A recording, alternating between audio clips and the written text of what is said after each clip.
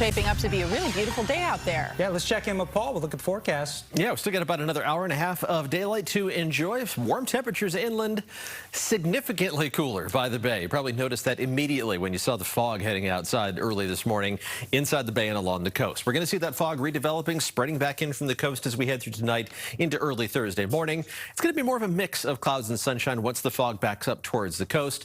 The above normal temperatures inland are going to continue again tomorrow. We're going to see the next chance of showers heading our way by the second half of the weekend. So a very similar pattern to today for tomorrow and Friday and Saturday, and then that rain chance approaches us on Sunday. Let's talk about the specifics of that. It's not locked in that this is going to definitely bring rain to the entire Bay Area. It depends exactly where the heart of the storm system goes, and unfortunately it's still far enough down the line of the forecast that there's time for it maybe to avoid the Bay Area. It doesn't look like that's going to happen. Just can't rule out that possibility. But it's a 60 to 70% chance of rain Sunday into Sunday night, continuing into Monday, maybe even a few lingering showers Monday night. But it's a good rain chance overall. Most likely scenario, probably a 1/10 of an inch to a 1/4 inch of total rainfall out of this system. We'll talk about the various possibilities coming up again at 6 o'clock. Hopefully that rain's going to wash some pollen out of the atmosphere because we could use that in the medium high category tomorrow, and then in the highest category for Friday, Saturday, and Sunday before the first showers arrive. But some moisture should help to scrub at least a little bit of the pollen from the atmosphere. It's oak, ash, and mulberry as the top 3 offenders. Looking outside and looking towards the Golden Gate, there's the fog in the distance. Really had an impact on our temperatures. Look at this range of temperatures. Unusual for late March to have this wide a spread between 51 degrees in Pacifica to 78 degrees in Concord. Santa Rosa made it up to 74 degrees, which is warm, but it's a full 15 degrees cooler than yesterday's record-setting high temperature of 89 degrees. San Jose topped out at 71. Hayward mid-60s, but only 57 degrees in San Francisco, about 20 degrees cooler than yesterday. Right now, still that wide range in temperatures, anywhere from 52 at Half Moon Bay to 78 degrees in Concord, 77 degrees still in Fairfield and in Livermore.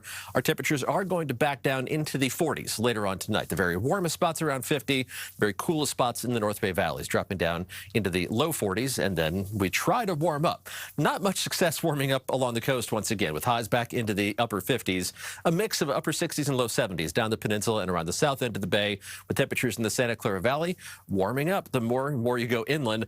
Mid-70s for Santa Clara, but up to around 80 degrees for Morgan Hill and Los Gatos. San Jose topping out at 76 degrees. Same pattern inland the East Bay. The Tri-Valley hits the mid-70s, but you get east of Mount Diablo farther inland, low 80s in the forecast for Pittsburgh, Antioch, and Brentwood by Thursday afternoon, but only 60s for Vallejo and Benicia, only 50s for San Francisco again on Thursday. Should hit the mid-60s for Oakland and the East Bay, with high temperatures north of the Golden Gate mostly topping out at or above 70 degrees, except right along the coast where you're going to be stuck in the 50s for the next several days. And as you go farther inland, a better chance of getting up to around 80 degrees in Clear Lake, Cloverdale, and in St. Helena.